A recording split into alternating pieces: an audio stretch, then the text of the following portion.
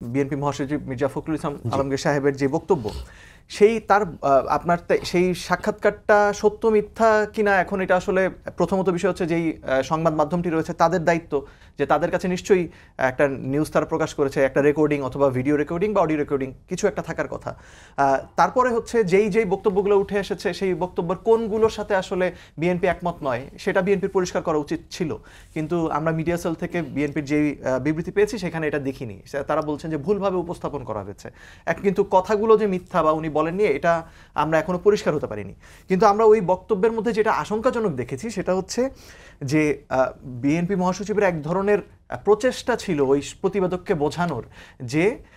ভারতকে তিনি আশ্বস্ত করতে চাচ্ছেন যে বাংলাদেশে যারা তিনি এখনো স্বাধীনতা বিরোধী বলে একটা পক্ষকে আখ্যা দিচ্ছেন যারা যারা সংস্কার চাচ্ছে, এবং তিনি বলার চেষ্টা করছেন যে তিনি এই মুক্তিযুদ্ধের মাধ্যমে অর্জিত যে সংবিধান সেটাকে স্বাধীনতা বিরোধীদের বিরুদ্ধে দাঁড়িয়ে সেই সংবিধানকে তিনি রক্ষা করার জন্য চেষ্টা চালাচ্ছেন, এবং তিনি বারবার আশ্বস্ত করার চেষ্টা করছেন যে জামাতকে তারা প্রশ্রয় দেবেন না, মাথায় উঠে দেওয়া হবে না। তো এটা একটা রাজনৈতিক দল হিসেবে ওনাদের এক সময়কার মানে ২০-২৫ বছরের বন্ধুত্ব, সেটাতে চির ধরলে এরকম হতেই পারে, হয়তো মেনে নিলাম, কিন্তু এইটা আরেকটা দেশকে যেভাবে করে আশ্বস্ত করার চেষ্টাটা ওনারা করছেন